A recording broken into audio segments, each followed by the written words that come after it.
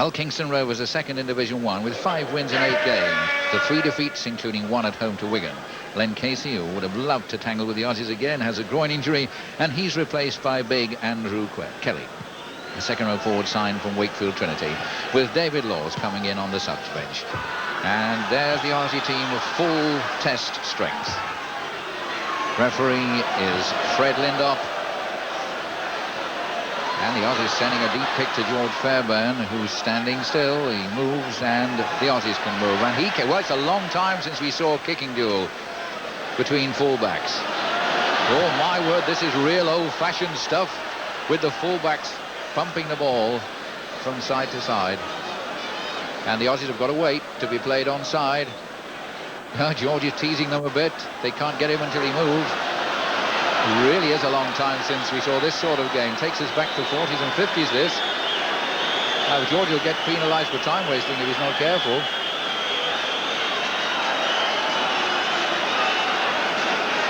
Fred Lindop probably wondering what to do. There's the kick.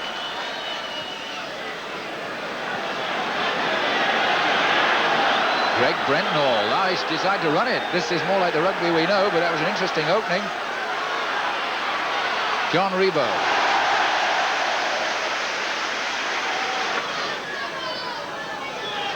That looked forward, but it's going on with Kenny. Old stock to Crooks. So far this game, it's been the forwards trying each other out. We've had very little movement from the backs.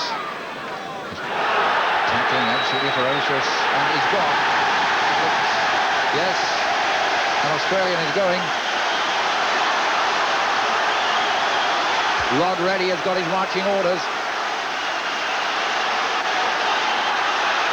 I think Fred Lindop's going to explain now. But Reddy, I think, is going down the tunnel.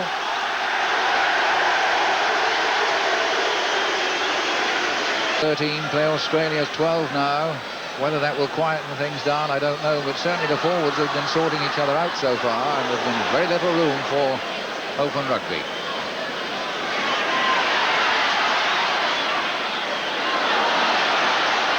And Holstock and Boyd, while all this is Holstock and Boyd having a little argument.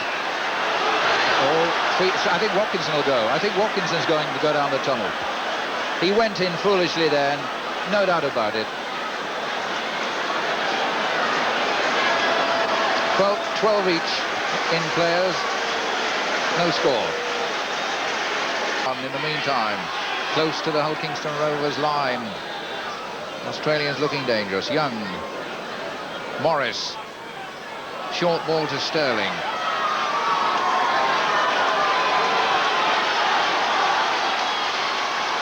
Young to Brentnall, almost there. Brentnall getting up in the line. That looks a simple enough try by Young. Just touched down. Craig Young has scored the opening try. Straight from the play, the ball slipped over. Not much doubt about it. Hull Kingston Rovers sound surprised. The crowd are booing, but I think if we see it again.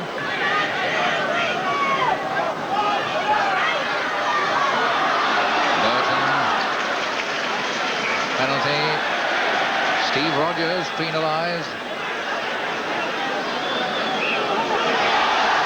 Another one goes down the tunnel. I have a feeling that Rogers is going to walk for language. Or one of the other, well, perhaps not Rogers.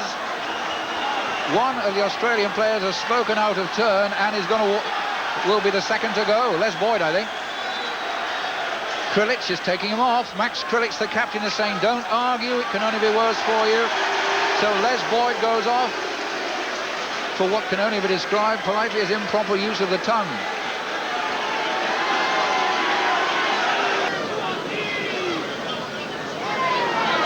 Oh, where's that going? Walsh sending a pass nowhere.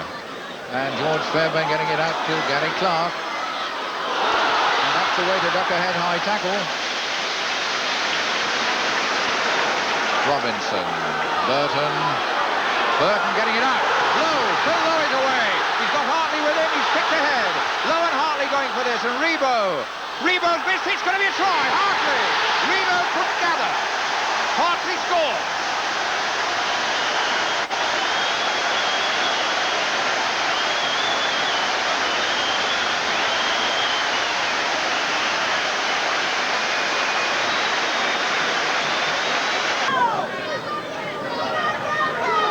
Morris.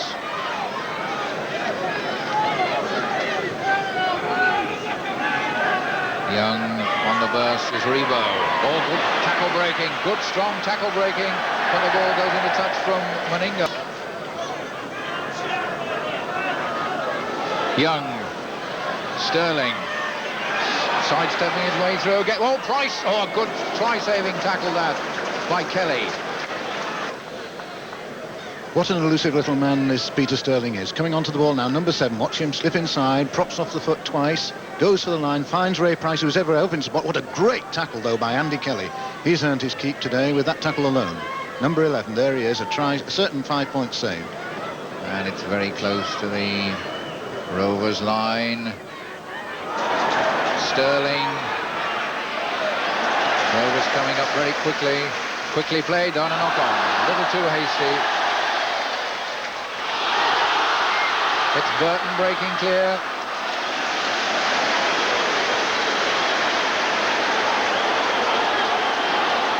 And Craig Young being brought out. Going into the book. Close to half-time. Walsh. Crooks on the burst. Kelly.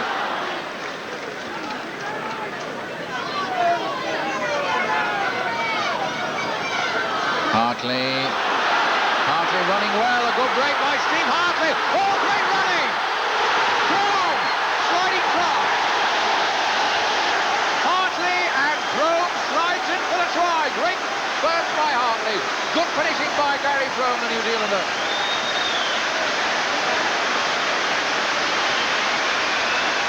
Rugby. Small pack, Sterling has it, Sterling, oh, he's broken clear, Sterling's going himself, looking for growth, what a strong little fella, what a try, all the wide, 35 yards, this little scrum half, he just wouldn't be tackled.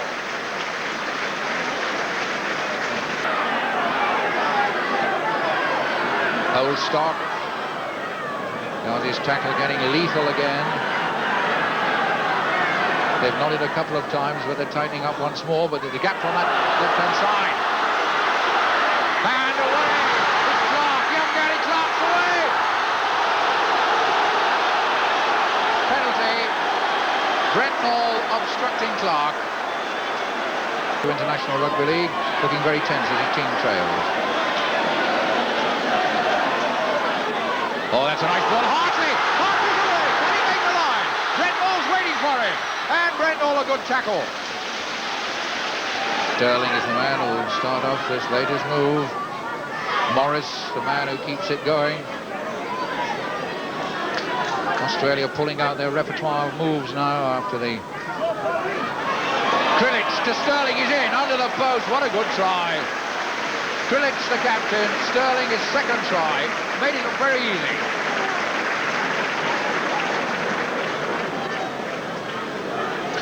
What a good little general Max Krilic, the Aussie skipper, is.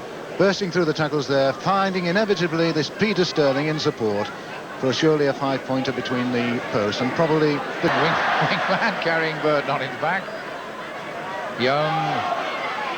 Young making the breakthrough, getting it out to Growth. Growth might have done better to pass then, but he held on, and it's still Australia who've dominated most of the second half. Sterling coming into the move, Kenny, Muggleton, Rogers. What a lovely try, superb finish by Steve Rogers, a beautiful bit of running and handling. Muggleton, the final pass to Rogers. Didn't look on half-time when they were trailing 8-5, and of course were one man down, 11 against 12, but now they're finishing extremely strongly, and the warning bells must be ringing for Colin Hutton and the Great Britain side. Here's Sterling, that's Lewis, and that man Sterling was in again, and Lewis, the back substitute, gets his try.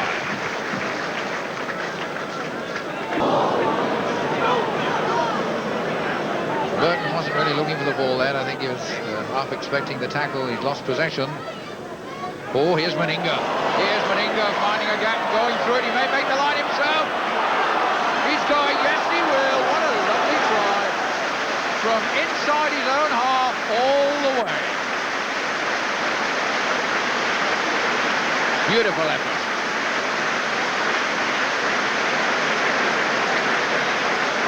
Well, it must be a tremendous thrill to have got off with a win. That was our main aim, Keith, when we came over here, just to get a win first up and hopefully go on from there. But you must have been pretty shaken when, first of all, 2 men were sent off and then you went down 8-5. Yes, we're in a little bit of trouble at that stage, but we always thought we could win it from there. It took a lot of courage and everything to get back in the game, and we did it, and we're very happy that we did do it. Did your manager and coach at half-time tell you to start playing open rugby? Yeah, that was our... in the first half, we kind of kept it in close, and we didn't swing it out wide too much, and keep the ball moving. And at the half-time, he told us to swing it around a bit, and we did, and we got results. Now, the highlight for you, and possibly of the game, was that magnificent try from inside your own half. It must have been a terrific thrill for you to get that ball from Craig Young. I couldn't believe it, really. It's a big gap there opened up, and away I went, and it's a tremendous thrill to get a first game for Australia over in England and score a try, so I was very happy with it.